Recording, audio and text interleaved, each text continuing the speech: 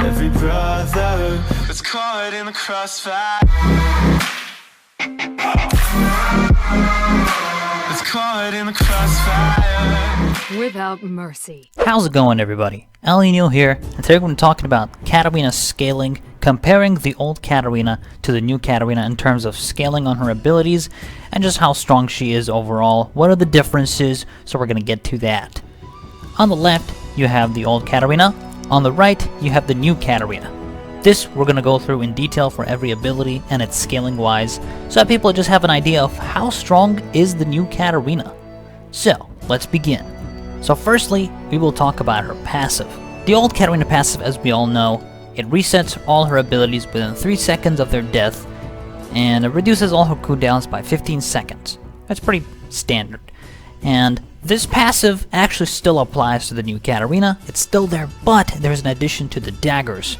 So whenever Katarina picks up a dagger from her Q or from her W, it resets her Shumpo, and when it resets her Shumpo by a percentage, it doesn't reset Shumpo fully, by the way, it only by a certain amount of cooldown.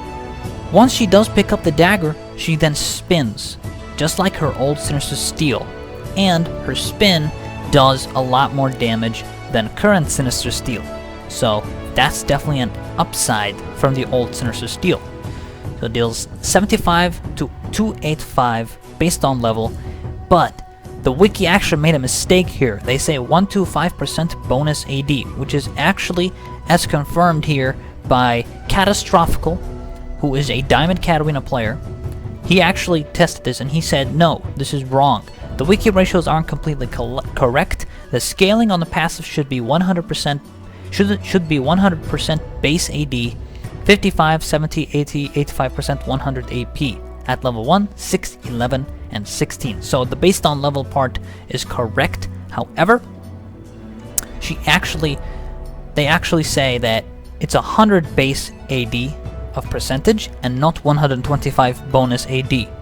So there's that difference. It actually is scaling wise from 1, 6, 11, and 16. So when it says based on level in the passive, that's what they mean, based on the level.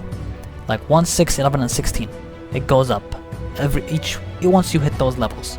So there's that difference. And Catastrophical, I'd like to give a shout out to him for, clarifying this, because I made a Reddit post about this, and I'm very glad he helped me out and see the correct view on that. So that's it for the passive.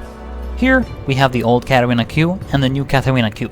If you notice in the new Katarina's Q, there's a higher cooldown, and by late game, it's on less cooldown than the old Katarina. There's also no bonus magic damage. That means there's no Q detonation. Obviously, as we all know, the new Katarina is very different. It drops a knife on the ground and you pick it up.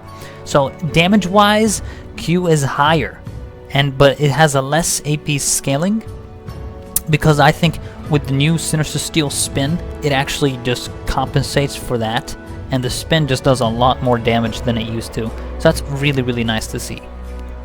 That's basically her Q right here. Nothing too much, nothing too huge, just overall less cooldown and more damage. Just less AP scaling wise, and with her new passive, it connects and synchronizes with Bounce and Blade very nicely. Over here, we have the old W and the new W. The old W, of course, is completely different. This old W is now implemented into her passive, which means every dagger she picks up, she will do a spin just like Sinister Steel, and the spin will actually do way more damage.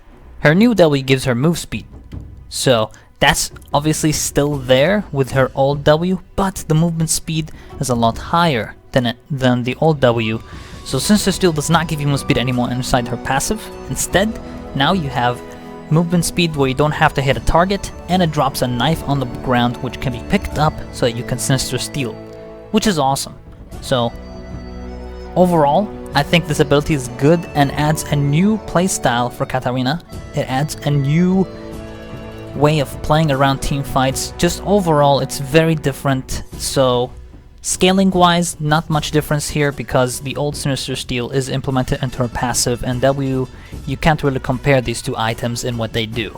Her old E and her new E is probably the most significant change we've had in her kit, mainly because her new E actually has AD scaling.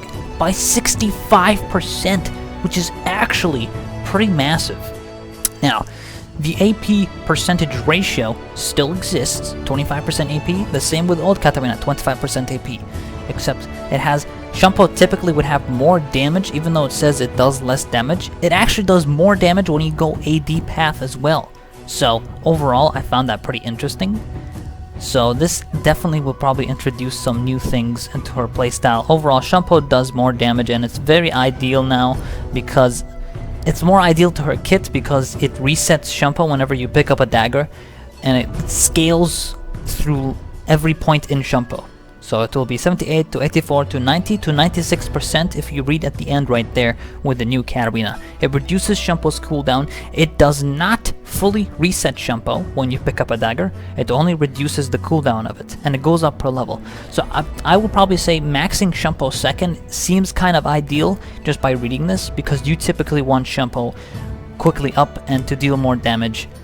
And Shampoo is just so ideal to her kit, so I see no reason not to go Shampoo level, not to max Shampoo at the next level after Q.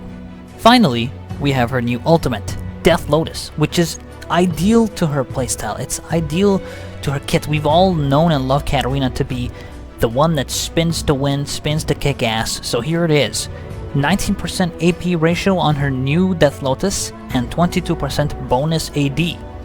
Her old Katarina ult did 25% AP and 37.5% bonus AD. So there's some differences there. The new Death Lotus actually has less AD bonus scaling and less AP scaling. But if you read, her ulti spin is, every dagger she throws is 0.166 seconds. Katarina's old ultimate, every time she threw a dagger, it's in between every 0.25 seconds to each nearby enemy champion. So she would throw a dagger every 0.25 seconds. In her new ultimate, she would throw a dagger every 0.166 seconds to each nearby champion. So there's clearly a difference here in terms of how fast she throws down her knives, but ultimately you actually deal more damage per second. It's more DPS. She spins more, but both ultimates last the same time, so both ultimates last 2.5 seconds. So that's why I think Rylai's Crystal Scepter would make an ideal pick for the new Katarina ult. I feel like it works really well, and getting that much slow in a matter of 0.166 seconds, it'd be pretty cool, but I still don't think I should prioritize Rylai in my playstyle, because I like to be able to be mobile and do some skirmishing here and there, but with the way her new skill set works, I feel like Rylai is actually not that bad. It actually is pretty good because she can consistently chase enemies with her entire kit, so it just adds more to it when you have Rylai. You can keep chasing, you can keep slowing, and I feel like Ludin is still going to remain a solid pick in her item set.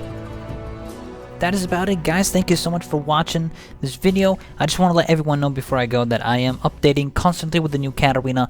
There will be a video regarding how to deal with every single matchup. There will be a video on gameplay tips, and there's so much more coming. So make sure to hit that subscribe and follow me on twitch.tv/Alninio9 to watch me play the new Katarina. It's going to be awesome, guys. I cannot wait to try her out. It's going to be a fantastic time. I will see you guys later. Y'all have a good one, and peace out.